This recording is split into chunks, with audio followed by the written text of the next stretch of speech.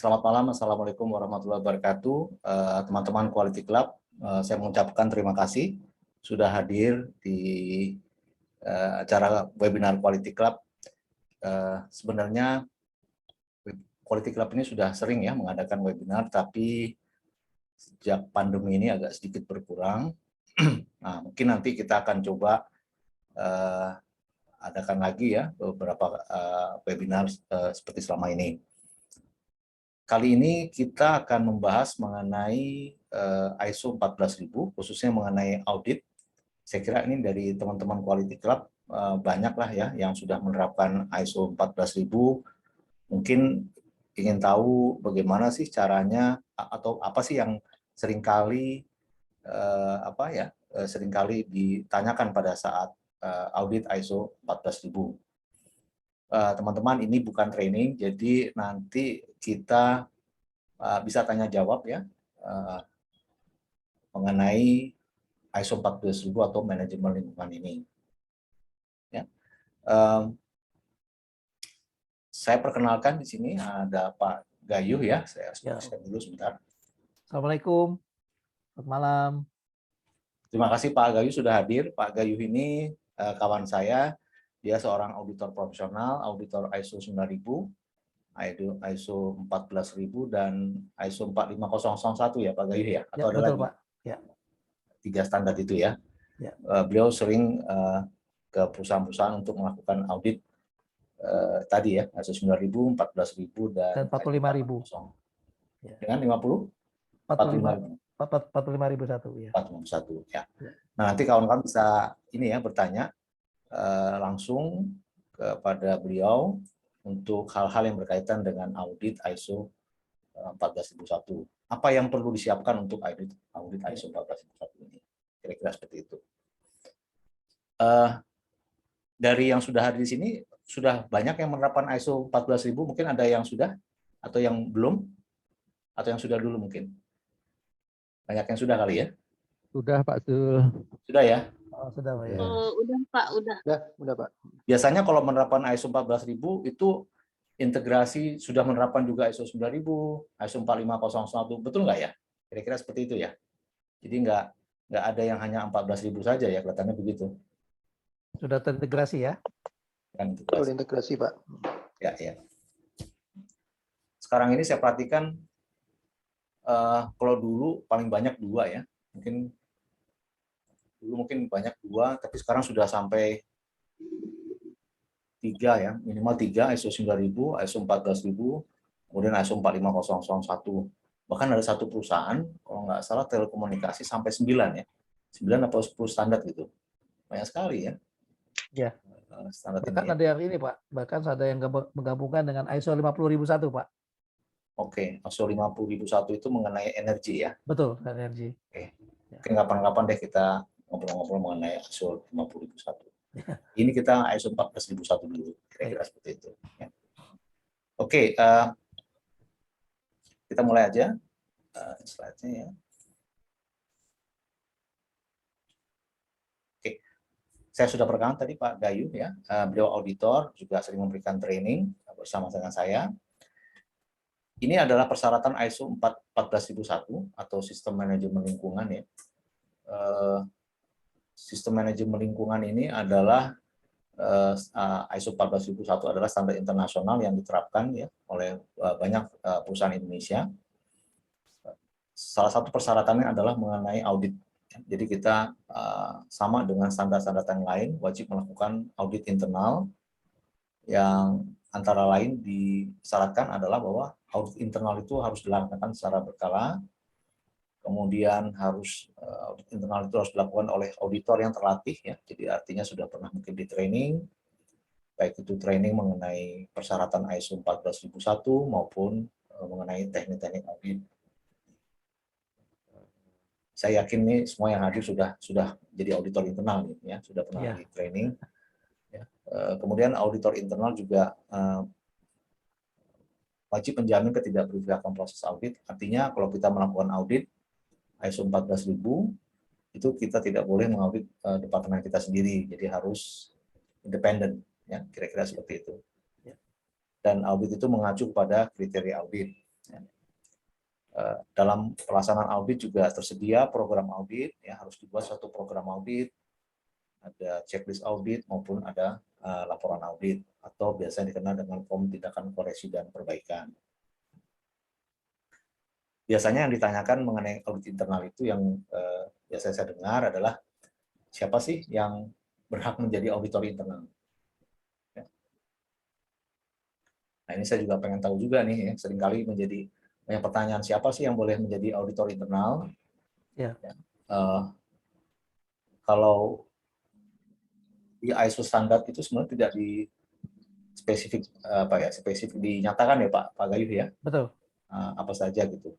Ya. Saya kira yang pantas nih apa ya Pak kriterianya untuk menjadi auditor internal ISO 14000. Mungkin ada pengalaman Pak? Baik Pak. Jadi sebetulnya kalau kita mengacu pada suatu standar baik itu 9, 14, 45.000, artinya pertama kita harus mengetahui peta proses dulu Pak. Peta proses, kemudian kita mengetahui saling keterkaitan dan sebagainya. Yang kedua adalah kita juga harus memahami tentang awareness Pak. Awareness daripada standar yang kita terapkan. Nah, dalam malam ini bahwa seorang auditor itu harus paham juga tentang persyaratan dalam ISO 14001/2015. Di situ di dalam standar itu dikatakan bahwa beberapa poin klausul-klausul apa saja yang menjadi mandatori yang sebagai apa yang akan nanti menjadi suatu dokumen yang harus disiapkan. Yaitu sebagai contoh terdiri dari manual, kemudian daripada prosedur yang harus dipersyaratkan di dalam standar 14.000, kemudian ada juga prosedur yang tidak dipersyaratkan oleh persyaratan, namun di standar sebagai suatu dalam perusahaan. Kemudian terkait dengan beberapa instruksi kerja dan formulir yang terkait. Dan kemudian ketiga, nanti auditor untuk menjadi seorang internal auditor adalah mereka juga selain memahami satu persyaratan ISO 14000 juga harus memahami tentang ISO 19011 yang sekarang ini sudah dari 2011 menjadi 2018, di mana dalam standar itu dikatakan juga kita harus juga mengetahui tentang risiko dan peluang daripada suatu kegiatan auditor. Dan terakhir bahwa nanti auditor yang berhak untuk menjadi internal adalah di mana peserta auditor harus lulus menjadi seorang auditor, artinya pemahaman terhadap persyaratan 14.000 tersebut, Pak. Itu, Pak. Ya, terima kasih. Ya, Pak. Ya. Jadi intinya seorang auditor itu harus paham ya mengenai apa standar yang akan mereka audit ya, dalam hal ini ISO 14000. Ya. Mungkin kalau jabatan atau misalnya kriteria pengalaman berapa lama di perusahaan itu mungkin boleh ditentukan sendiri ya. Misalnya dia sudah 1 tahun ya, kerja di perusahaan. Ya. Jadi jangan sebaiknya itu ditulis dalam prosedur kita ya. Prosedur audit internal, seorang auditor internal itu setidaknya pengalamannya sudah bekerja di perusahaan 1 tahun. Ya. Sehingga jangan sampai nanti baru kemarin masuk sekarang sudah jadi auditor internal gitu ya. Ya. Kenal sama karyawannya juga belum gitu. Ya. Jadi ada baiknya. Kemudian juga mungkin jabatan ya. Jabatan sebaiknya juga ditentukan mungkin supervisor atau ke atas dan seterusnya. Tapi ada juga Pak menjadi suatu persyaratan di badan sertifikasi Pak ya. Apabila kita ingin menjadikan external auditor di salah satu badan sertifikasi, biasanya kita harus melakukan kegiatan 20 managed audit Pak. Jadi 20 managed audit artinya kita sudah melakukan kegiatan terhadap perusahaan-perusahaan sebanyak 20 managed. Nah, nanti kita akan diuji oleh pihak badan sertifikasi tersebut apakah kita sudah layak menjadi seorang auditor itu Pak. Gitu. Auditor profesional ya, profesional ya. Bekerja di lembaga sertifikasi ya. Ya seperti IRKA atau sekarang kalau 37.000 dengan PSCB itu Pak. Gitu. Oke, terima kasih Pak. Berikut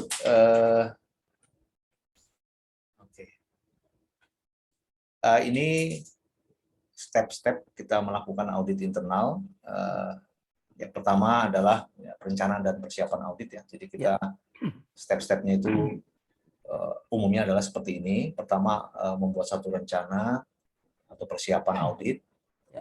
Kemudian dalam perencanaan itu kita membuat jadwal audit, lalu jika perlu membuat checklist audit. Kemudian setelah itu jadwal audit sudah disiapkan, buat checklist sudah disiapkan, mungkin kita langsung bisa melakukan audit. Ya. Waktu itu saya kira teman-teman di sini semuanya sudah terbiasa ya, interview face to face untuk melakukan audit, baik itu di kantor maupun di lapangan ya, artinya di operasional. Ya. Dalam pelaksanaan audit ini ada namanya opening meeting. Ya. Terus kemudian setelah opening meeting ini adalah untuk menjelaskan jadwal audit, apakah jadwal audit dengan perubahan atau tidak. Lalu kita melakukan pemeriksaan itu sendiri, dalam hal ini adalah audit. Jika diperlukan ada pertemuan tim audit ya selama pelaksanaan audit dan ditutup dengan closing meeting. Kemudian tahapan berikut adalah membuat laporan audit. Laporan audit itu biasanya kita mengisi form tindakan perbaikan atau tindakan koreksi, ada yang disebut sebagai NCR atau permintaan tindakan koreksi perbaikan, PTKP, atau ada juga menggunakan CAR, Corrective Action Report, dan lain-lain. Dan tentu dalam laporan audit ada temuan-temuan audit, kemudian nanti setelah itu baru kita melakukan tindak lanjut daripada teman-teman tadi untuk memastikan apakah temuan-temuan tadi sudah ditindaklanjuti atau belum ya. Jadi ada perbaikan, diverifikasi atau dilakukan ulang. Kira-kira mengenai perencanaan dan persiapan. Nah, saya kira ini yang penting ya. Jadi sentral daripada ISO 14000 ini adalah biasanya disebut analisa aspek dan dampak ya. Identifikasi aspek dampak lingkungan, Pak. Dapat aspek dan dampak lingkungan ya. Ini ada tabelnya. Nanti tabel ini juga bisa di-download ya di blog Quality Club kalau yang belum punya. Kalau atau nanti mau digunakan sebagai referensi silakan. Sebentar ya, mungkin saya kecil aja. Saya mengambil topik ini karena ini adalah yang penting ya mengenai aspek dan dampak lingkungan. Mungkin nanti minta bantuan dari Pak Gayu bisa menjelaskan bagaimana membuat IADL ya, biasanya orang bilang identifikasi aspek dan dampak lingkungan yang baik gitu ya. Tapi sebelum kita mulai, kebetulan ini adalah integrasi ya dari hazard identification jadi K3 dengan IADL atau identifikasi aspek dan dampak lingkungan.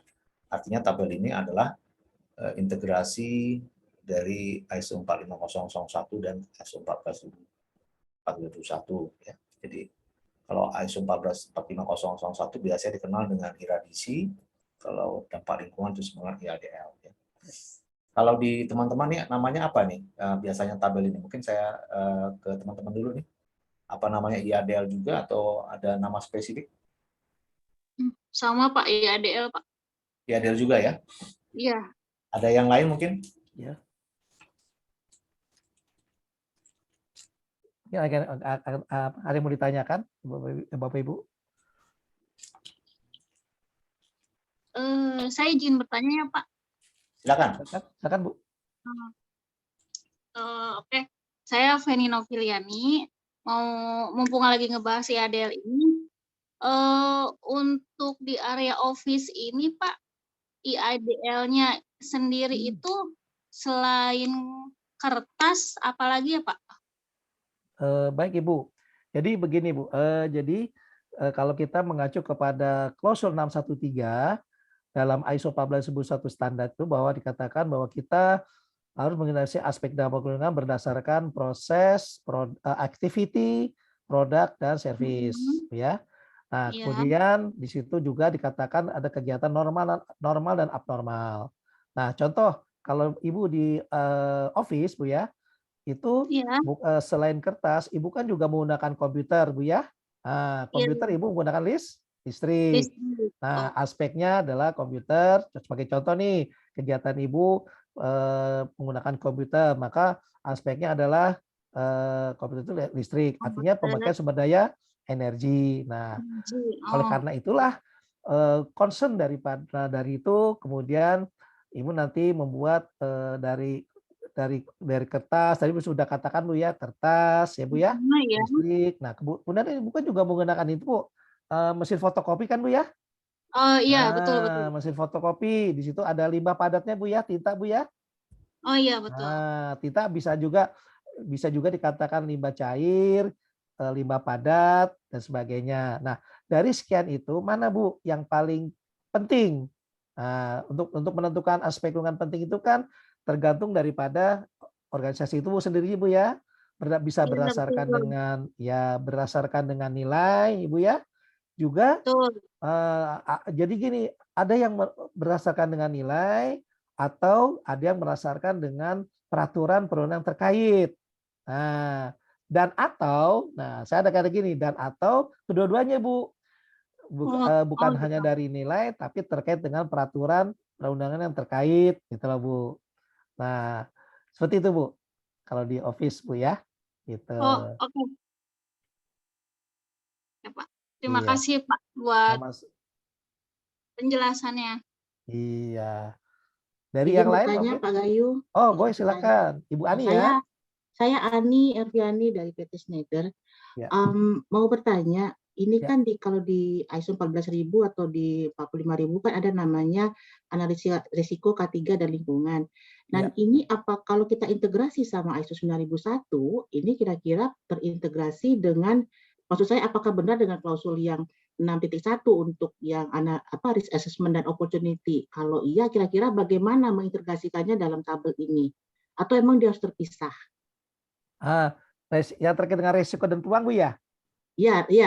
Itu kan analisa resiko juga tentang resiko di dalam hal quality ya, ISO 9001. Saya mikirnya apakah ini bisa terintegrasi di tabel ini, kalau misalnya bisa itu bagaimana gitu, atau memang dia harus terpisah gitu. Kalau kita bicara dia jadi IMS gitu ya. Betul. Baik Bu, terima kasih. Jadi memang Bu, memang ada dua metode Pak ya. Pertama adalah metode mereka masukkan resiko dan peluang. Ada juga kalau kita mengacu pada satu standar, Ibu nanti bisa baca di klausul 613 Bu ya. 613 nanti Ibu bisa baca di alinea terakhir bahwa dikatakan bahwa resiko peluang, bahwa aspek dampak lingkungan penting itu nanti akan berpengaruh kepada resiko dan peluang. Jadi caranya, apabila Ibu sudah melakukan kegiatan IADL, Ibu pilih aspek lingkungan yang penting, Bu. Dan setelah Ibu menentukan aspek lingkungan penting, itulah menjadi resiko dan peluang yang akan Ibu tetapkan, Bu. Seperti itu, Bu. Gitu. Mungkin saya tambahkan di sini pertanyaan tadi Ibu ya. Ini kebetulan contoh ini adalah gabungan ya antara analisa IADL dan analisis risiko dan peluang. Di sini kita lihat ada analisis risiko dan peluang, dan di sini ada analisa itu ya. Umumnya sih digabung, tapi juga ada yang terpisah. Nanti Ibu bisa download ini. Nanti kan saya share. Berarti yang template ini juga bisa dipakai untuk ISO 9001 ya? Bisa Bu, ya. Jadi bisa digabung dalam satu tabel ini, begitu maksudnya? Iya Bu, betul bisa Bu. Oke. Tadi saya mau tambahkan ya mengenai yang office ya. Seingat sekarang lagi plastik ya, penggunaan plastik. Jadi kita ini udah terkenal jadi mau plastik ya, banyak plastik. Mungkin kalau di office itu banyak minum apa ya, aqua kali ya. Iya. Itu juga mungkin bisa diidentifikasi. Kita minumnya pakai gelas saja mungkin ya, lebih baik seperti itu. Oke, Pak Gayu mau jelaskan ini tabel risikonya atau gimana Pak? Boleh Pak, tadi mungkin untuk menambahkan pertanyaan tadi yang Ibu tadi, mungkin ada yang sudah diisi Pak tadi ya? Ya, sebentar ya. Ada yang sudah diisi ya.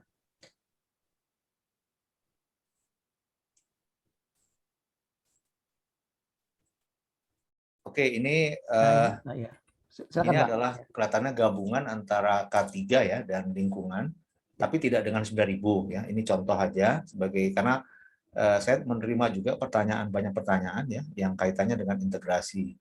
Salah satunya adalah integrasi risiko dan peluang dan manajemen risiko ini ya. Nah ini dibuat oleh Pak Gayu ya, jadi nanti biar beliau yang menjelaskan, tapi ini adalah gabungan antara K3 dan lingkungan. Silakan Pak, mungkin saya akan coba. Ya, baik Bu Ani, bisa saya ini kan jelaskan Bu ya? Iya. Di sini ada proses tentang machining Bu ya, non CNC ya Bu ya. Di sini kegiatannya normal, Bu. Nah, kenapa normal? Bahwa di bagian produksi itu selalu menggunakan mesin ini, Bu, ya.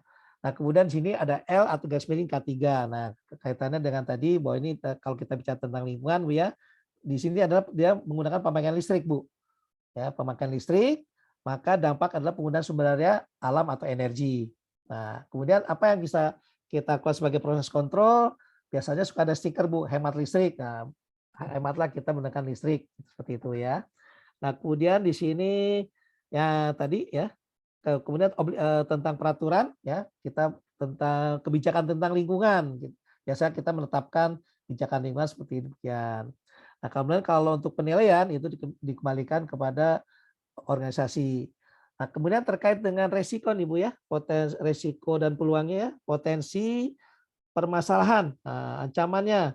Kalau kita pakai listrik pasti ada pemborosan, pemakaian sumber daya energi. Tapi kita ada peluang. Apa peluangnya? Kita bisa menggunakan efisiensi biaya daripada operasional pada listrik. Nah, kemudian pengendalian risikonya seperti apa? Misalnya tindakan pencegahannya apa? Kita juga bisa menggunakan SOP, ya, prosedur dan instruksi kerja dan sebagainya. Kemudian untuk bagaimana cara maintainnya, Bu ya, kita dari sini penghematan listrik dan sebagainya. Kemudian indikator kinerjanya adalah biasa kita ngukur dengan kilowatt hour dan sebagainya, Bu. Nah, contoh seperti itu, Bu. Ya, tadi. Oh, oke. Iya, di Oke. situ saya ngelihat ada pengendalian risiko dan peluangnya sama Iya. potensi peluangnya. Kadang saya bingung ini kalau misalnya 9001 mau diintegrasi kan sama-sama risiko. Jadi ini gimana ininya? Baik, makasih Nah, betul. penjelasannya. Memang kalau di 9001, Bu, terkait dengan kualitas, Bu ya. Memang Iya, tidak gitu. kan ceritanya Misalnya integrasi ya, seharusnya dia punya satu gitu loh. iya, biasa Gitu. gini, Kalau Bu, misalnya Pak biasanya Gayu punya template punya contoh misalnya gabungan IMS di sini QHSE gitu, itu ah, lebih terima kasih banget. Ini udah terima kasih, kalau yang berikutnya tuh banget banget iya. banget gitu. Nah, begini, Bu. Ya, begini, Bu. Nah, kalau yang dimaksud dengan Ibu, terima kasih, Bu. Pertanyaan Ibu baik sekali ya. Jadi akan menjadi pencerahan bagi teman-teman. Ini kan kita melihat dari lingkungan sama K3, Bu ya. Kalau kita melihat daripada sisi ISO 9001-nya, contohnya kita membuat dengan mesin produk dengan mesin CNC. Nah, artinya produk yang output yang kita hasilkan harus sesuai dengan persyaratan dari pelanggan, Bu. Nah, jadi Oke, kita oke. misalnya membuat suatu diameter, Bu ya. Diameter. Nah, artinya diameter itu sesuai dengan persyaratan dari pelanggan tersebut. Nah, biasanya dari penggunaan CNC ini gimana hasil output produknya, dari bahan bakunya gitu, Bu. Jadi dari Ibu tidak melihat dari sisi lingkungan, tapi dari sisi kualitas bahan baku dan kualitas mesinnya gitu, Bu. Gitu. Baik, Oke. clear Pak. Ya, memang pertanyaan itu seringkali diajukan mengenai integrasi dari risiko dan peluang untuk 9.000, 14.000, dan 45001. Ya. Jadi begini, kebanyakan perusahaan itu membuat untuk ISO 9.000 terpisah sendiri, sementara yang 14.000 dan 45001 diintegrasikan. Gitu. Itu yang biasanya saya lihat di berbagai perusahaan. Tentu ada yang membuat ISO 9.000, 14.000, dan 45001. Tadi sudah disampaikan Pak Gayu, karena ini kalau 14.000, 45001 ini kayak KKD gitu. Nah, kalau yang satu ini agak beda, yang 9.000 ya. Jadi yang saya lihat di banyak perusahaan itu terpisah ya. Nah, kira-kira begitu. Memang ada orang, saya pernah di satu perusahaan ya Bu, perusahaan Jepang kalau nggak salah, mereka justru tidak mau integrasi, kalau bisa terpisah. Kenapa? Karena ada 2 manajer, nanti kalau diintegrasikan manajernya satu lagi. Siapa yang mesti Bukannya lebih efisien ya Pak, satu manajer, tinggal kelenger aja manajernya. Iya. siapa yang mau Tergantung budget, Bu. Oke, mungkin ada pertanyaan terkait ini, teman-teman? Dari yang teman-teman yang lain? Pak Zul, Pak Ya. Gayu mau izin bertanya Pak dengan Oh, Rahmat. baik, silakan Pak. Ya, baik, terima kasih sebelumnya Pak Zul, Pak Gayu. Ya. Sebenarnya masih berkaitan dengan integrated management system. Ya. Hanya di tempat kami sedikit unik. Jadi kami memang mengikuti pola yang sama seperti yang barusan disampaikan Pak Zul, yaitu kebetulan kami telah mengantongi 9.001 lebih dulu. Kemudian kami apply untuk 14.000 dan 45.000. Ya. Hanya kami berpikir saat itu kita buat sekaligus integrated agak unik Pak mungkin. Integrasinya itu adalah dengan 14.000, 45.000 dan 37.000. Gitu ya. Nah, Oh, 37.001. Nah, mengingat beberapa klien kami memang mempersyaratkan dan di dalam beberapa persyaratan requirement dari klien itu selalu muncul sebagai mandatori, sehingga kami merasa oke lah sekalian kita bundling dalam satu paket integrated. Nah, pertanyaan saya nanti apakah dengan tabel matrik yang sama seperti tadi dalam sekali audit juga bisa kita lakukan untuk integrated seperti ini, tentunya dengan case yang terkait kekhususan dengan 37.000 tadi itu Pak. Itu sementara pertanyaan saya. Ya. Makasih Pak. Jadi Bapak menetap itu Pak ya, SMAP Pak ya? Kenapa Pak? 37.000 SMAP Pak ya? Ya 37.000. Ya. Mungkin ini Pak, kalau terkait dengan SMAP sebetulnya sih bisa-bisa saja Pak, tapi menurut saya sebaiknya dipisahkan Pak, karena ini kan yang satu terkait dengan pengendalian terhadap anti penyuapan Pak ya. Betul. Karena gini, karena dikhawatirkan nantinya itu akan agak penyimpangan sedikit, walaupun itu tidak banyak, tapi yang terpenting kita lakukan dulu pemisahan dulu Pak. Jadi analis 14.000, 14 dan 45.000 sendiri, kemudian SMAP juga sendiri gitu Pak. Sebaiknya gitu Pak. Gitu. Kalau boleh tahu kenapa tadi Pak concern-nya Pak, kenapa harus lebih baik dipisahkan gitu? Nah, betul Pak, karena gini, kalau SMAP kan terkait dengan anti penyuapan Pak ya. Betul. Nah, kalau kita masuk contoh misal gini, pembagian sumber daya energi, kita contoh Pak ya, kita kenal listrik, kemudian penggunaan energi, itu lingkungannya. Kemudian kalau dari sisi 45.000-nya, kalau kita menggunakan listrik, berarti kan nanti terhadap bahaya potensial Pak ya, seperti kebakaran, listrik kan gitu ya. Nah, sekarang nanti mungkin ada kesulitan Pak, mungkin ada kesulitan dalam bagaimana terkait dengan anti penyuapannya Pak. Gitu. Contoh kasus ya, misalnya gini, kalau misalnya terkait dengan pembagian sumber daya energi, nah artinya kan kita harus mengacu kepada undang-undang yang berkaitan dengan energi, apalagi sekarang banyak perusahaan menggunakan B30 Pak ya, solar gitu. Nah itu kan kita bicara lingkungannya Pak, gitu. Mungkin kalau Bapak ada contoh, nantinya kita bisa diskusi lagi nih Pak, sangat menarik nih Pak, gitu. Baik ya, karena memang kami juga baru apply Pak, sehingga nanti kami pun lebih akan banyak belajar dan cari tahu ini bagaimana aplikasinya. Mengingat karena di beberapa instansi memang sudah mempersyaratkan ini sebagai mandatori. Sehingga kemarin kami sematkan sekaligus dalam satu integrated di dalam itu yang dengan 14.000 dan 45.000. Itu sih Pak. Oke Pak. Mungkin gini, mau kita apa Pak? Pak Rahmadi, itu yang 9.000 juga diintegrasi atau terpisah ya Pak? Yang mana? Yang ISO 9.000 ini Bapak terpisah ya? 9.000 terpisah lebih dulu, karena kita sudah kantongin lebih dulu. Nah, kemudian kita mau tambahkan, waktu itu, kebetulan karena CB-nya beda, kami gunakan yang 14 dan 45 itu, kita akan melakukan integrasi. Nah, kemudian saat kita akan lakukan dua integrasi itu, ada informasi yang masuk menyatakan bahwa kenapa nggak sekalian 37.000 saja sekalian, karena kan setelah ini mandatori, dan menurut informasi yang masuk bisa diintegrasi. Itu sih Pak. Oke, bagi teman-teman yang belum pernah dengar kali ya, kalau 14.045 saya kira 37001 ini adalah anti bribery ya, anti penyuapan yang memang sekarang sedang dalam tren ya. Seperti itu. Jadi begini Pak, menurut saya ya Pak. Ya, saya sih memang berpaku kepada kepentingan daripada perusahaan ya, apakah mau diintegrasikan. Pertanyaan saya mungkin juga bukan ke Pak Rahmadi aja ya, ke semua teman-teman ya. Sebenarnya apa yang menjadi concern ya untuk diintegrasikan atau kita lepaskan?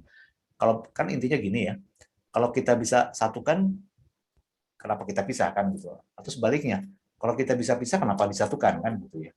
Nah, pertanyaan saya tadi kalau nggak salah Pak Rahmadi itu kan disatukan kan dipisahkan karena dua barang sertifikasi yang berbeda. Ya kan, makanya kita pisahkan. Kalau barang sertifikasinya satu, mungkin disatukan.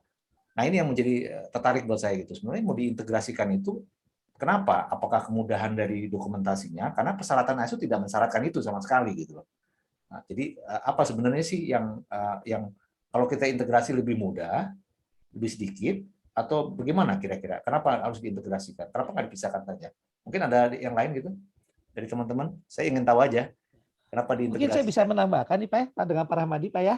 Nah, jadi gini Pak, itu misalnya yang terkait kan kalau kita mengaudit ini Pak, membuat identifikasi aspek dampak lingkungan maupun bahaya potensialnya di bagian ini Pak, di bagian pengadaan Pak, atau bagian pembelian Pak ya. Itu terkait dengan evaluasi supplier atau evaluasi pihak ketiga Pak ya. Nah, Ya. kalau kita bicara tentang lingkungan, kalau di mana kita harus mengevaluasi pihak ketiga adalah mereka harus menyediakan yang namanya material safety data sheet, betul Pak ya? Betul. Nah, kalau terkait dengan K3 biasanya pihak ketiga harus K3 biasanya dia harus menyediakan namanya heat mill sheet standar ya Pak ya. Kalau kita beli suatu pipa atau metal kita menyediakan mill standar. Nah, Ya. Kemudian apa nih di SMAP-nya? Nah, berarti kalau SMAP-nya terkait dengan ini, apakah terkait dengan pihak ketiga pengadaannya, apakah dijamin ketelusurannya, dijamin bahwa tidak ada namanya mohon maaf dengan kata kutip ada pembelian di kepentingan politik misalnya, apakah kepentingan pribadi. Nah, itu juga bisa tuh, Pak. Jadi pemilihan supplier, Pak. Nah, gitu. Itu mungkin masuk Pak SMAP-nya di situ, Pak. Di proses pembelian itu, Pak. Gitu. Misalnya lagi dengan penilaian kontraktor, 45.000-nya. Nah, itu bagaimana pemilihan kontraktor? Apakah misal dia memilih dari pihak ketiga atau dua? Nah, nanti dilihat lagi terkait dengan kepentingannya apa nih? Nah, kan gitu, Pak. Ya bisa juga, Pak. Tapi itu kalau hanya di lingkungan pembelian, Pak ya. Nah, kalau di bagian produksi mungkin lainnya terkait dengan penyediaan bahan baku bisa jaga seperti itu, Pak. Gitu. Ya, saya kira Ya. betul, Pak. Itu bagus sekali. Jadi itu mungkin sebagai insight ya, Pak, integrasi seperti itu.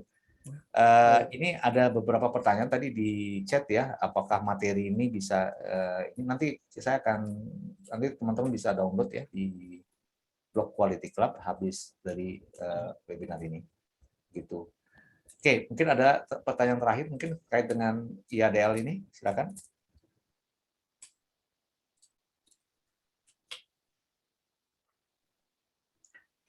Kayaknya mungkin next webinar tuh mengintegrasikan manajemen risiko 9.000, 14.000, 45 gitu ya, 37. Mungkin ada yang ini ingin mengetahui apa bedanya sumber daya alam dan sumber daya energi mungkin? Ya, silakan Pak, boleh dijelasin tuh. Ya, jadi gini, sumber daya alam adalah sumber di mana dia tidak melakukan suatu proses, artinya langsung misalnya menggunakan tenaga matahari, ya. Kalau air misalnya menggunakan turbin air, kayak gitu, Pak. Nah, kalau energi, misalnya ada suatu proses dari alam, kemudian diproses nih, contohnya dari kelapa sawit, ya. Kita kenal sekarang sudah B30, nanti kedepannya udah B100. Nah, kemudian adalah bahan bakar listrik ya, kemudian dari sumber daya solar dan sebagainya. Itu Pak, itu bedanya dengan sumber daya energi dan sumber daya alam itu Pak. Oke. Terima kasih Pak. Oke, ada lagi mungkin yang teman-teman mau tanyakan unek-unek di ADL, ya. Identifikasi aspek dan dampak lingkungan. Ya. Sebelum kita menuju ke pertanyaan-pertanyaan yang diajukan ya. Ya memang sentralnya ini adalah dari identifikasi aspek dan lingkungan ini, IADL. Kita mengetahui apa proses kita, aktivitas kita yang berdampak terhadap lingkungan. Lalu bagaimana kita mengkontrolnya. Cara kontrolnya mungkin dengan membuat SOP ya, atau dengan hal-hal yang lainnya. Seperti itu. Baik, saya balik ke ini. Pak Zul, maaf Pak Zul. Yo. Tentang IADL tadi, maaf. Baru teringat. Saya Sabto, Pak Zul. Ayo, mohon izin Baik, Pak. bertanya. Silakan, Pak. Ya. Jadi ini tentang pemakaian listrik. Pemakaian listrik ini kan ya kalau di kantor-kantor atau di perusahaan normal ya. Nah, kalau dikatakan normal itu kan listrik itu ada emisi di pembangkit listriknya yang kemudian bisa ya mungkin bisa merusak lapisan ozon gitu ya. Nah, kira-kira kalau seperti itu nanti dampaknya itu termasuk aspeknya itu termasuk aspek penting atau tidak ya? Nah, baik Pak. Jadi untuk menentukan aspek penting itu ada beberapa metode Pak ya. Ada yang menggunakan angka ya Pak ya. Ada juga yang menggunakan terkait dengan peraturan dan atau menggunakan kedua-duanya Pak, menggunakan nilai maupun menggunakan undang-undang terkait gitu Pak. Itu untuk menentukan aspek lingkungan pentingnya Pak. Gitu Pak. Nah, itu dikembalikan kepada organisasi Pak. Gitu. Di standar tidak ditentukan dalam penilaiannya Pak. Kita hanya di situ diminta untuk menentukan aspek lingkungan pentingnya saja Pak. Gitu. Ya, karena kadang-kadang begini pemikirannya Pak, loh itu kan kalau emisinya ada di sana, bukan di kita, karena kita kan hanya pemakai listrik, bukan menghasilkan emisi seperti di pembangkit. Terus apa dong yang kita bisa lakukan? Ya saya paling lihat yang ini tadi stiker hemat listrik. Nah ini kalau di kami sudah memakai itu, bahkan kalau di jam istirahat semua lampu wajib dimatikan. Iya. Jadi gini Pak, memang di dalam kalau kita mengacu kepada standar 14.613 itu kebanyakan di ADL terkait dengan ini Pak, terkait dengan proses di internal Pak. Contohnya gini, kalau kita menggunakan sumber daya listrik kan berarti kan kita perusahaan kan ada bagaimana dia mengeluarkan budget Pak ya. Tentunya perusahaan harus menyediakan nih berapa besar budget yang digunakan untuk membayar listrik tersebut gitu loh Pak. Gitu. Jadi pada prinsipnya kita dalam menentukan IADL maupun HIRAK kita harus mengetahui proses Pak, proses di masing-masing misalnya di proses produksi, processing dan sebagainya. Artinya gini, kita juga mesti tahu pengertian dari proses kan ini Pak, sumber daya apa saja yang digunakan untuk berubah input menjadi output. Nah, gitu Pak. Apa saja itu sumber daya? Baik itu manusia, metode, material, ya Pak ya, kemudian money. Nah, itu Pak yang mesti kita lihat gitu. Jadi setelah Bapak membuat ideal, kita harus tahu nih proses apa yang paling digunakan, paling banyak digunakan oleh bagian tersebut gitu loh Pak. Seperti itu Pak. Baik, gitu. Pak Suprapto, Pak Suwak tadi ya. Sabto Pak. Pak Sabto Pak. Pak Sabto tadi saya nggak ngerti Pak, listrik dengan apa tadi Pak? Dampaknya power plant kayaknya Pak ya. Bukan maksudnya listrik tentang sumber daya alam, karena kan pasti akan ada pemborosan energi dan juga ada emisi udara ya, karena kan dampaknya kan ada SDA, ada EU gitu kan. Oh iya ya. Ya listrik itu kan dibuat oleh pembangkit ya Pak. Pembangkit itu menggunakan minyak ya. Kan artinya jadi lama-lama kan. Batu bara. Ya fosil ya. Fosil ya. Penggunaan fosil itu Pak maksudnya dampaknya. Gitu ya. Jadi kita menggunakan listrik ini di sana itu ada pembangkit gitu loh Pak. Nah untuk menyalakan pembangkit ini kita perlu fosil batu bara atau minyak. Nah, itu yang lama-lama makin habis itu loh Pak. Jadi kalau kita nggak pakai listrik fosilnya nggak habis gitu loh. Iya. Makanya sekarang udah pakai B30 kan pemerintah wajibkan Pak. Oh yang kelapa sawit ya? Ya kelapa sawit. Jadi B30 tuh kelapa sawitnya masih 30% Pak. Ya, tapi kelapa sawit pun juga banyak juga ya. Ada dampak sosial kan Pak. Itu sekarang minyak kelapa sawit susah dicari kan, harga mahal. Nah, gitu. Tapi EBT kita kayaknya baru 12% loh Pak. Oh 12% Pak ya. Iya. Karena kalau 30% nanti pada teriak Pak ibu rumah tangga Pak. Itu ya. Iya. Oke, baik Pak Gayu, makasih. Sama-sama Pak ya. Oke Pak, makasih. Oke, mengenai aspek dampak lingkungan sudah kita coba nih menuju pertanyaan anggota politikal ya, kita diskusi ya beberapa pertanyaan ini kaitannya. Sebentar. Oke, stop screen.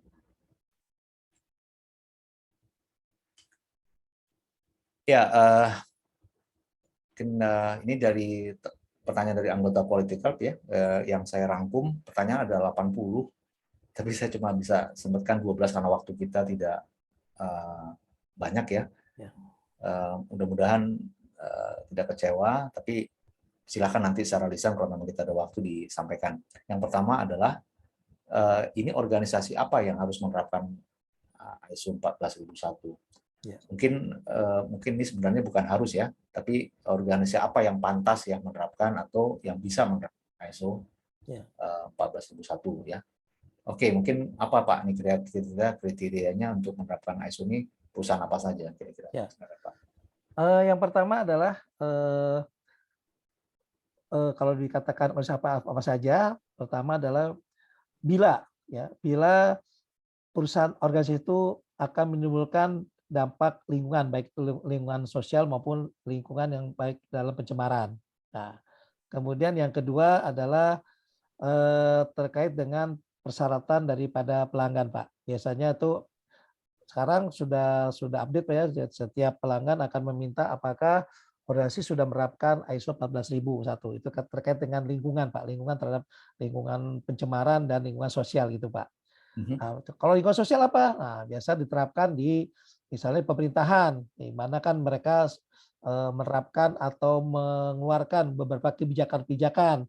Nah, kebijakan itu kan akan nanti berdampak terhadap lingkungan sosial. Nah, itu nanti harus menerapkan ISO 14000. Artinya bahwa pelanggan akan dijamin bahwa organisasi itu sudah mempunyai sistem dokumentasi yang sesuai dengan persyaratan yang diminta dalam ISO 14001. Itu Pak intinya, Pak. Oke, jadi mungkin pertama dari pelanggan kalau memang dituntut ya. Ya. Biasanya memang penerapan dari ISO ini bukan hanya ISO 14000, termasuk ISO yang lain juga permintaan dari pelanggan kita bahwa kita harus punya standar manajemen lingkungan, maka kita menerapkan ISO 14000 atau misalnya 9000 kita juga, atau mengenai mutu maka kita menerapkan ISO 9000. Jadi pertama pelanggan. Yang kedua adalah memang perusahaan kita itu memang berdampak ya terhadap lingkungan ya. Contoh misalnya oil and gas ya, seperti itu mungkin sekali gitu ya. Pada intinya sebenarnya semua boleh ya, semua boleh ya. Tadi kriteria 2 itu yang menjadi parameter kenapa kita harus menerapkan ya. Oke, saya tadi kalau nggak salah yang dari Medan apa tadi ya? Ada pertanyaan mungkin dari Sedap ya kalau nggak salah tadi ya. Terus ada juga yang pabrik kertas kalau nggak salah tadi ada pabrik kertas ya. Terus Pak Sabto tadi apa ya bidang usahanya? Pak Sabto ini power plant Pak ya? Power plant ya. Iya. Ya itu kira-kira jadi intinya semua organisasi bisa menerapkan dari ISO 14001 ya. Kedua, nah ini saya kira pertanyaan yang paling banyak dari 80 pertanyaan, saya rangkum satu aja.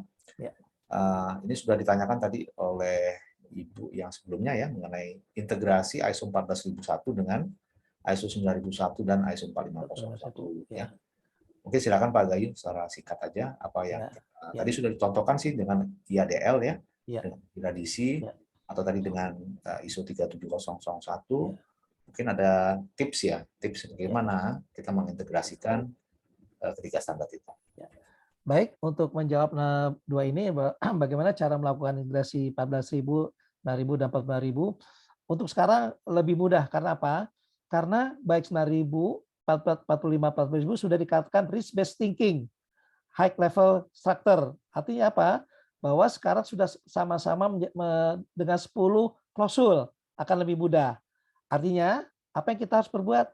Buatlah namanya metrik korelasi. Metrik korelasi antara klausul 9.000, 14, dan 45.000. Sebagai contoh, misalnya yang terkait yang paling mudah, misalnya terkait 4.1 ya, kita harus menentukan isu internal eksternal. Nah, itu juga sama, di 14 juga sama 4.2, 45.000 juga sama 4.1, mohon maaf. Kemudian kedua, baik 9.000 juga sama, kita menentukan yang namanya stakeholder, pihak yang berkepentingan siapa saja. Namun yang ketiga tentang penjelasan ruang lingkup sama juga ya. Kalau di 9001 ruang lingkupnya adalah misalnya bergerak di bidang konstruksi yang berkait dengan mechanical engineering. Kemudian kalau di 14.000 apa saja yang menjadi concern? Apakah kita menggunakan sumber daya energi, sumber daya alam? Kalau 45.000 concernnya terhadap ruang lingkup K3, kita menjamin keselamatan kerja. Begitu juga 4.4 yang terkait dengan menerapkan peta proses ya, dan sebagainya. Kemudian klausul 5 terkait dengan komitmen leadership dan komitmen ownership. Kemudian klausul 6 terkait dengan resiko ya. Nah, kemudian 612 yang terkait dengan bagaimana kita 613 aspek lingkungan dan sebagainya. Itu juga sama. Klausul 7 dengan mengenai sumber daya. Klausul 8 dengan proses dan dengan desain dan sebagainya, kecuali desain ya. Desain, kalau di 9.000 desain, 45.000 dan 14.000 tidak dibicarakan tentang desain. 9.000 tentang evaluasi kinerja, yang klausul 10 yang terkait dengan yang namanya bagaimana kita melakukan improvement dan sebagainya. Itu Pak. Jadi kita menggunakan metrik korelasi. Supaya. Ya, integrasi tadi sudah dijelaskan ya. Contoh-contoh SOP integrasi bisa kok di-download di blog Quality Club atau di blog saya ya. Ada beberapa contoh, kalau nggak salah seingat saya, misalnya SOP pembelian yang mengadopsi ISO 9000, 14000 dan 45001. Nanti silakan dicek aja di arsip atau di blog. Ya. Ketiga, dokumen apa saja yang diperlukan ISO 14001. Wah, ini cukup banyak nih ya. Ya. Tapi mungkin secara singkat, Pak. Ya. Baik, dokumen apa saja diperlukan ISO 14000 ini juga sama ya, terkait dengan di klausul 7.5 ya, Bapak nanti bisa lihat. Kita melihat di sini, kalau saya yakin Bapak pernah mendapatkan training dalam bentuk segitiga ya, hierarki dokumen misalnya, ada manual, kemudian di situ ada prosedur yang wajib bagi persyaratan maupun yang terkait dengan prosedur organisasi, kemudian instruksi dan sebagainya. Jadi dokumen apa saja? Manual, prosedur wajib. Nah, bagaimana untuk menentukan prosedur wajib? Nanti Ibu Bapak sekalian lihat saja nanti dalam satu standar, apabila dikatakan bahwa organisasi harus harus membuat informasi dokumentasi terhadap prosedur, artinya itu menjadi wajib. Ya, itu intinya situ Pak. Ya, terkait dengan yang lain gitu. Ya. Ya, selain IADL, MSDS dan sebagainya, itu Pak. Oke, terima kasih. Nah, yang keempat, ini yang agak susah ya. Bagaimana cara kita menanamkan pentingnya mindset? Mindset ini mungkin pandangan ya terkait ISO 14001 kepada karyawan perusahaan. Artinya betul-betul karyawan itu benar-benar menerapkan standar ISO 14000 atau betul-betul menjalankan manajemen lingkungan dengan baik. Nah, ini apa nih tipsnya, Pak? Ya, tipsnya. Baik. Ini sebetulnya pertanyaan nomor 4 ini itu juga pernah juga diulas di klausul ISO 9001 ya, 713 maupun 714. Apa itu 713? Yang terkait dengan kita harus merawat lingkungan kerja ya, lingkungan proses. Yang kedua, biasanya kalau karyawan itu terkait dengan kebersihan, Pak. Atau pentingnya namanya 5R, resik, rawat, rajin dan sebagainya. Itu pada pentingnya merubah mindset dulu, mindset bagaimana lingkungan kerja kita bersih. Kalau kita bersih juga lingkungan operasional kita juga enak melakukan suatu pekerjaan, Pak. Itu yang paling penting dulu, Pak. Itu. Oke. Ya, ini mungkin dari manajemen ya harus betul-betul komitmen untuk menjalankan seperti ini, Pak. Ya. Baik, ada pertanyaan dari rekan-rekan? Oke, kalau tidak ada kita lanjutkan. Ini tentang update bagaimana cara agar selalu update compliance regulation. Ya, seperti kita ketahui ISO 14000 itu mewajibkan kita untuk mematuhi peraturan perundang-undangan terkait dengan lingkungan. Sementara dokumen peraturan lingkungan adalah dokumen yang seringkali berubah-ubah. Ya. Nah, pertanyaan di sini bagaimana cara kita supaya update nih terhadap regulasi-regulasi. Mungkin Pak, silakan. Terkait dengan nomor 5 ini biasanya kita mengadakan berhubungan langsung dengan pihak pemerintah ya yang mengeluarkan regulasi terkait dengan misalnya terkait dengan Kementerian Lingkungan Hidup. Tapi sebetulnya yang paling penting adalah bukan hanya compliance tapi terkait dengan keefektifan, Pak. Keefektifan bagaimana kita menerapkan regulasi di dalam suatu organisasi. Itu yang paling penting ya. Kita sudah comply, tapi belum tentu efektif. Nah, bagaimana supaya efektif? Artinya kita harus melakukan evaluasi monitoring daripada regulasi tersebut, Pak. Itu intinya. Gitu. Oke. Masing-masing proses, gitu, Pak. Oke. Yang keenam mengenai program lingkungan. Apa sih program lingkungan yang wajib dilakukan dalam rangka menerapkan ISO 14001 ini? Ya, untuk menjawab ini pertama. Tadi kita untuk menjawab program ini adalah kita harus melihat dulu IADL. IADL kita tentukan aspek lingkungan pentingnya apa. Setelah itu dari aspek lingkungan penting baru kita melakukan membuat namanya program lingkungan, Pak. Jadi program lingkungan itu dibuat berdasarkan dari aspek lingkungan penting, itu intinya, Pak. Oke. Nah, ya. Jadi setelah kita mengidentifikasi proses kita, Ya. dampaknya, kalau misalnya dampak itu signifikan, berarti ini aspek penting. Nah, Ya, untuk betul. melakukan tindakan pencegahannya, kita membuat satu program. Itu kira-kira ya. Ya. Jadi tadi intinya adalah program lingkungan dibuat berdasarkan tadi ya, aspek penting. Tadi bagaimana cara kita menentukan aspek penting itu tadi sudah dijelaskan di awal tadi ya. Baik. 7 RTM, bagaimana membuat rapat tinjau manajemen ISO atau RTM atau manajemen review ISO 14001. Silakan Pak. Untuk menjawab ini rekan-rekan bisa melihat dari clause 9.3 ya. Pertama, boleh saya baca Pak ya? Bisa sangat ya. Mungkin rekan-rekan ada yang menggunakan memiliki standar, silakan buka di klausul 9.3 ya, yang terkait dengan nah ini ada agendanya ya. Agendanya apa saja? Pertama, kita melakukan status tindakan dan tinjau manajemen yang sebelumnya ya. Apakah tinjau manajemen sudah diambil tindak lanjutnya dan seperti apa progresnya. Kemudian yang B adalah perubahan pada apa? Isu internal dan eksternal yang merelevan dengan sistem manajemen lingkungan. Apakah ada faktor terkait dengan internal, misalnya sumber daya manusianya, sumber daya alat dan metode sebagainya. Apakah saling berpengaruh? Kalau sumber daya manusia terkait dengan kompetensi, ya.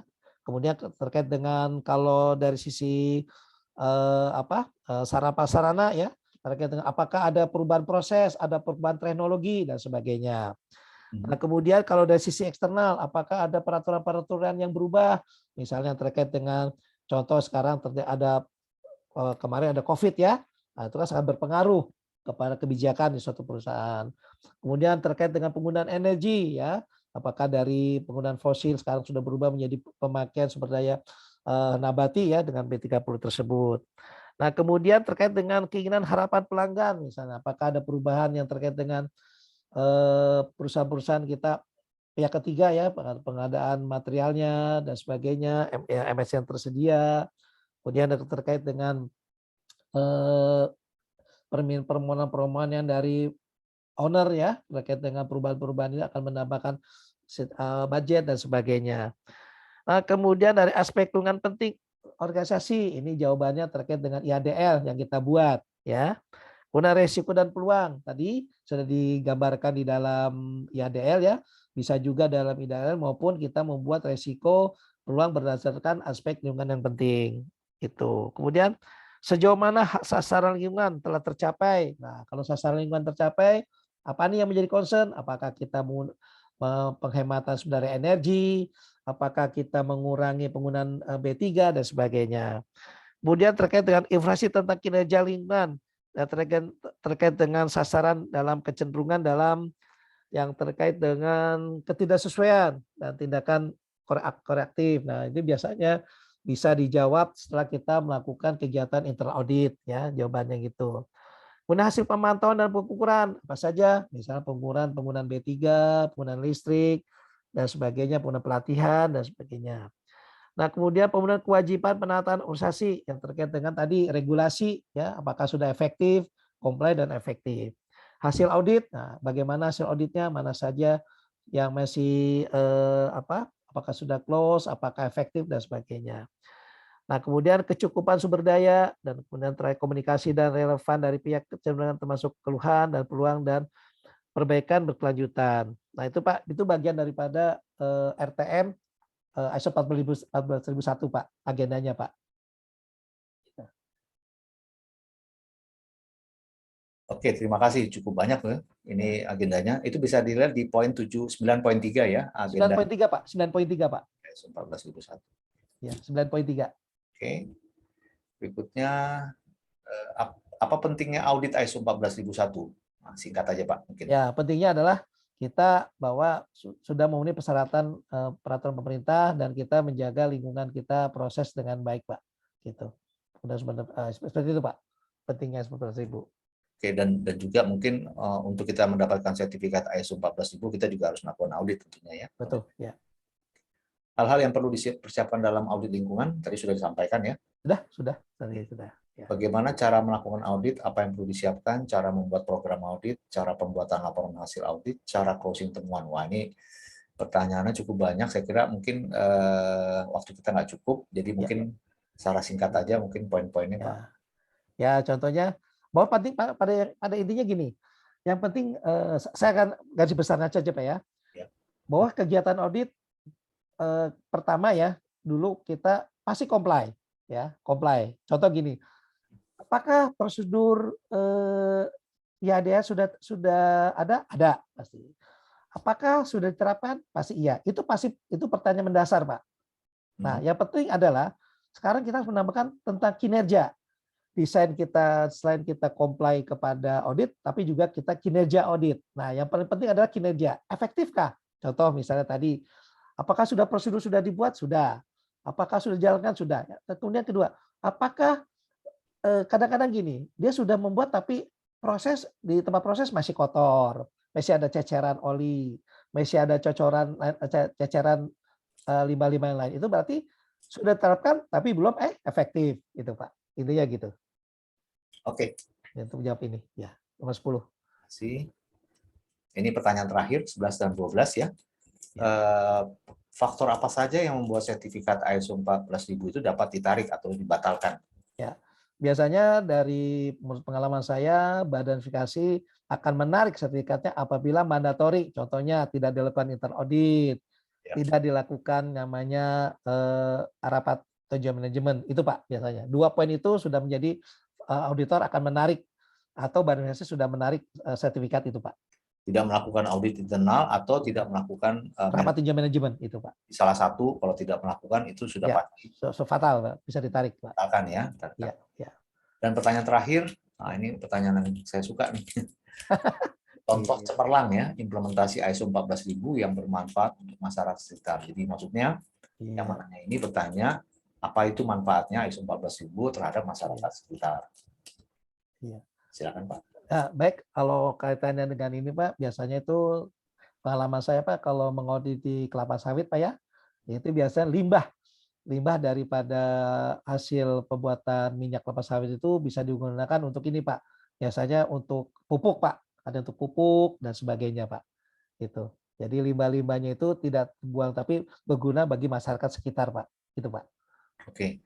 Jadi artinya ISO 14000 itu bermanfaat bukan hanya untuk internal perusahaan saja, tapi juga untuk masyarakat sekitar juga ya. Betul. Kalau mereka tidak membuang limbah sembarangan dan seterusnya. Kira-kira seperti itu mungkin Pak ya. Ya. Oke. Baik, mungkin pertanyaan terakhir silakan diajukan kalau memang ada pertanyaan. Ya. Baik, mohon izin Pak Zul, Pak Gayu. Ya, baik Pak. Ya, dengan Ramadi Pak. Saya tertarik untuk membahas mengenai pertanyaan yang nomor 11 tadi Pak. Apa yang menyebabkan sertifikat bisa ditarik? Ya. Nah, yang kaitannya dengan pertanyaan nomor 5 mengenai compliance kepada regulasi. Nah, seperti kita tahu kan dalam beberapa penerapan, terutama dengan terkait adanya OSS, itu kan regulasi ini masih multitafsir. Contoh misalkan ada yang mensyaratkan, oh enggak perusahaan Bapak harus pakai UKL UPL. Yang kedua ternyata ada pendapat lain dari konsultan, ini bahkan sebenarnya konsultan KLH itu adalah bahwa perusahaan Bapak nggak perlu sebenarnya UKL UPL. Gitu.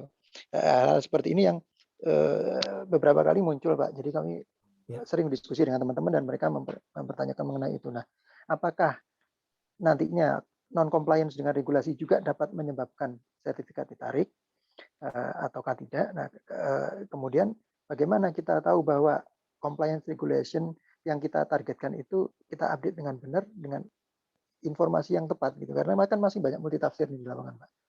Hal terkait itu karena kami dengar juga kan kalau tidak salah ya mungkin bisa dikoreksi itu instansi-instansi yang selain LH itu kan mereka sudah berkolaborasi antara LH, kepolisian dan kejaksaan untuk khusus mengenai isu lingkungan ini kan Pak, sehingga saya rasa faktor resiko pidana itu mungkin bisa juga kita sampaikan ke karyawan juga sebagai faktor motivasi ya agar penerapan mindset ya tadi ya dengan betul mindset tadi kaitannya itu juga. Nah mungkin bisa diberikan guidance Pak atau Ramadi, saya kira pertanyaan yang baik ya. Jadi artinya tadi kan Pak Gayu sudah sampaikan bahwa tidak melakukan audit internal dan manajemen review atau tinjau manajemen bisa dicabut. Nah, ini sekarang bagaimana dengan kalau kita tidak mematuhi peraturan perundang-undangan ya?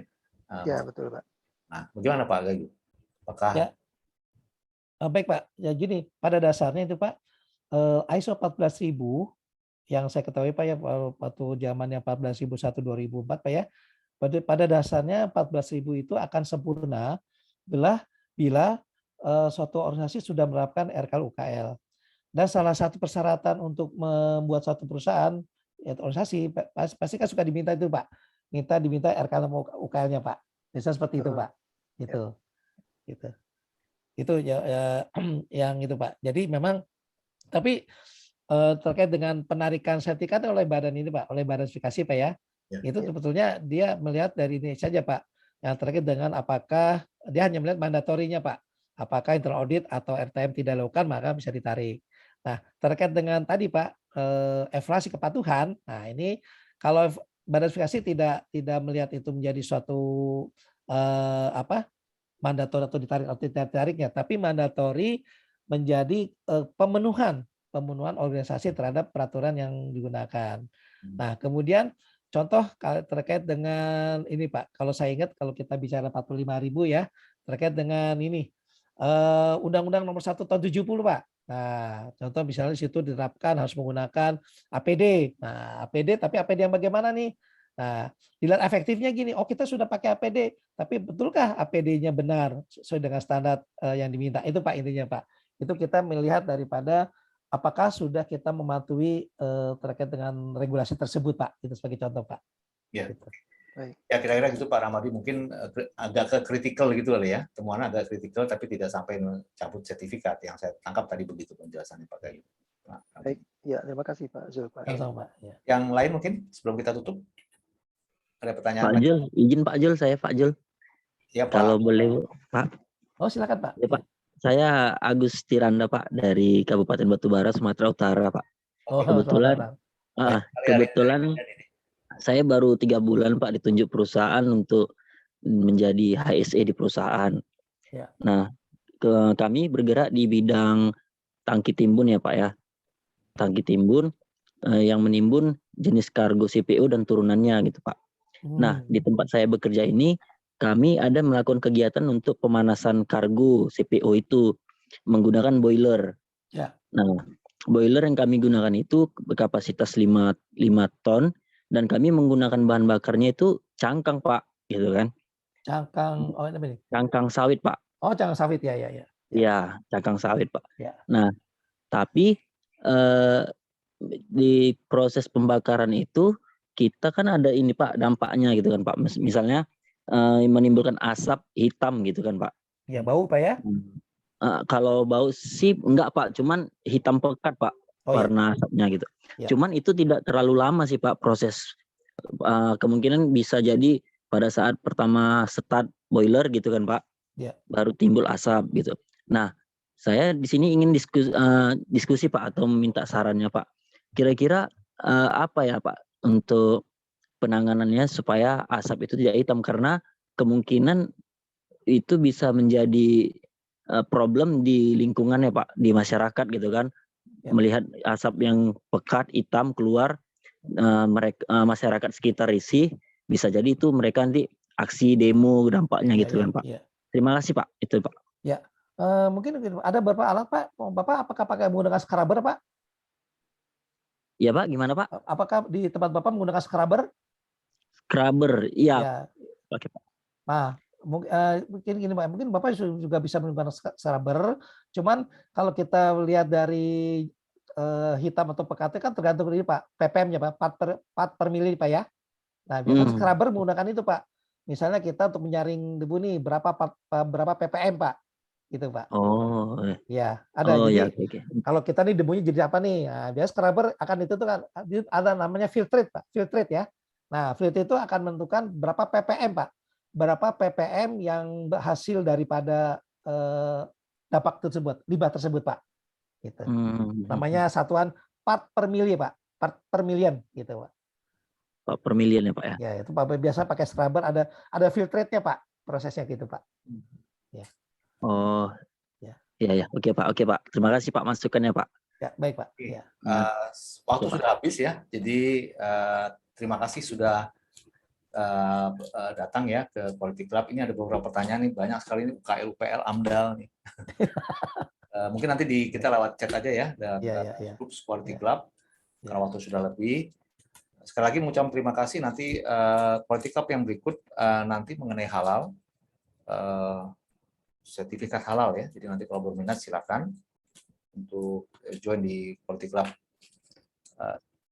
Semoga bermanfaat webinar hari ini mengenai manajemen lingkungan. Ya kita haruslah yang menjaga lingkungan ya, sebab bumi kita cuma satu ini gitu. Kalau bumi dua nggak apa-apa gitu kita lingkungan ya. Saya kira kita harus mencintai lingkungan, menjaga lingkungan supaya bumi kita ini tetap awet lah, berkelanjutan. Terima kasih Pak Gayu sudah Baik Pak. penjelasan Terima kasih semuanya. dan saya kira sekali lagi terima kasih semuanya. Semoga bermanfaat webinar hari ini. Selamat malam. Assalamualaikum warahmatullahi wabarakatuh. Waalaikumsalam warahmatullahi wabarakatuh. wabarakatuh. Terima kasih Terima Pak kasih Gayu. banyak. Selamat Pak Terima Guru. kasih Pak. Sama-sama Pak. Terima kasih, Gayu, terima kasih banyak Pak. Terima kasih Pak Gayu. Terima kasih Pak. Materinya bisa di-download ya di blog Quality Club. Nanti Ya. habis ini saya akan coba. Iya. Oke, Ya. terima kasih semuanya. Terima kasih Terima Pak kasih. Zul. Terima kasih. Assalamualaikum. Waalaikumsalam. Assalamualaikum. Izin live ya Pak. Ya, baik Pak.